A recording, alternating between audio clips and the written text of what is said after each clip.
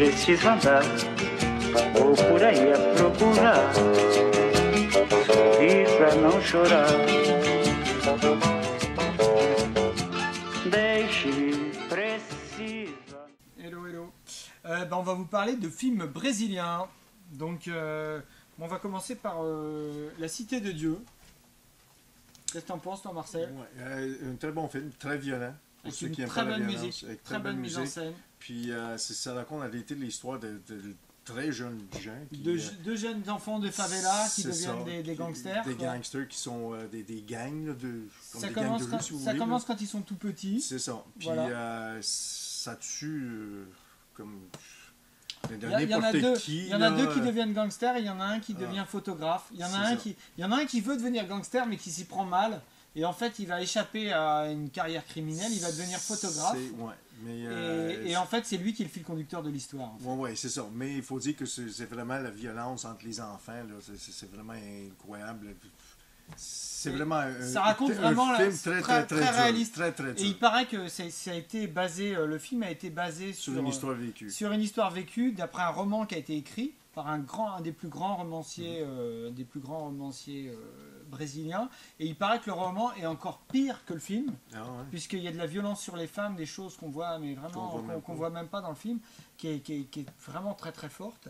Et en fait, mais néanmoins, il y a une espèce de légèreté dans ce film qui est amenée par la musique, par l'espoir. Il y a un morceau de musique qu'on entend à un moment, c'est-à-dire qu'ils ont une vie extrêmement violente, extrêmement dure, mais il y a toujours de l'espoir. Mais c'est pas pour ceux qui n'aiment pas la violence. Parce que des fois, il y en a des clients qui viennent ici et ils ne veulent pas de violence. Voilà, et bien ils iront prendre des films d'amour, des films romantiques. Mais excellent film. Très bon film. Très beau film, très réaliste sur la violence des favelas. Et vraiment, moi, je vous le conseille. Quoi. Si vous n'avez pas peur de films de violence, si vous aimez l'action, si vous aimez les films de gangsters, et ben, plutôt que de prendre un film américain tout plate, qui sont tous faits de la même manière, prenez celui-là, ça va vous changer un peu. C'est bien différent parce qu'en réalité, c'est vraiment des jeunes enfants. Là. On parle pas de... C'est vraiment un très très beau film. Très très beau film. D'après une histoire vraie. Puisqu'on parlait d'une histoire vraie, encore un autre film qui est tourné un peu de la même manière. Si vous avez aimé, si vous voyez La Cité de Dieu que vous aimez, moi je vous conseillerais Carandiru. C'est une histoire vraie, ça se passe dans une prison. C'est à Sao Paulo, je crois. C'est une histoire vraie. Et en fait, c'est assez intéressant ce film parce qu'en même temps, il est très violent, mais il est très drôle ce film. Il y a beaucoup de personnages qui sont drôles, qui ont des vraies personnalités. Et vraiment, moi, c'est un film que j'ai vu en France au cinéma. Je l'ai cherché en DVD pendant des années. Et puis je l'ai jamais vu. Puis il a fallu que j'atterrisse à Mont-Tremblant et que je vienne chez Marcel. C'est ça. Et je lui ai dit, mais Marcel, ce film, je l'ai cherché partout. Tous les films étrangers, vous avez trouvé ça ici. J'ai trouvé ça chez Marcel, quoi. Voilà. Enfin, j'ai dit, écoutez, bon, bah, du coup, je m'installe à Mont-Tremblant. C'est ça. Voilà. Là, je viens de voir que c'était fait par celui qui a fait Kiss of the Spider-Woman, que c'était un de mes films préférés dans cette année-là.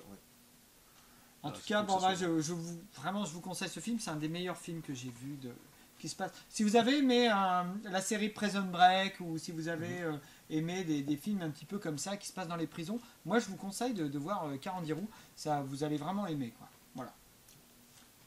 Voilà. On finit par The Motorcycle Diaries. Comment tu dis? Motorcycle Diaries. Voilà. Voilà, journal de bord un peu, qui raconte en fait l'histoire de Che Guevara quand il était jeune. Il faut dire que Che Guevara était étudiant en médecine. Et avec un autre copain étudiant en médecine, ils ont décidé de partir faire un road trip, de partir à deux en moto et de faire de faire le sud de l'Amérique du Sud quoi, en moto.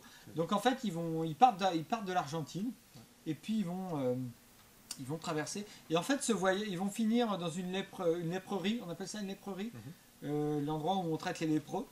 Mais en fait leur voyage c'est vraiment ils vont rencontrer la misère des gens et c'est un petit peu ce voyage qui a été écrit par le compagnon de route de Che Guevara.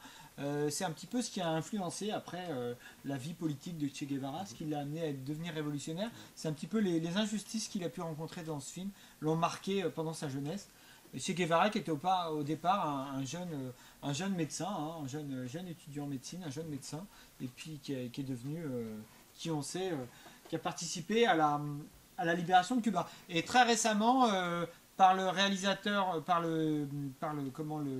l'acteur Del Toro, comment il s'appelle, Benicio del Benicio Toro. del Toro. Benicio del Toro, là, au Festival de Cannes, très récemment, il joue le rôle de Che Guevara dans un film nouveau film. qui raconte un petit peu ça.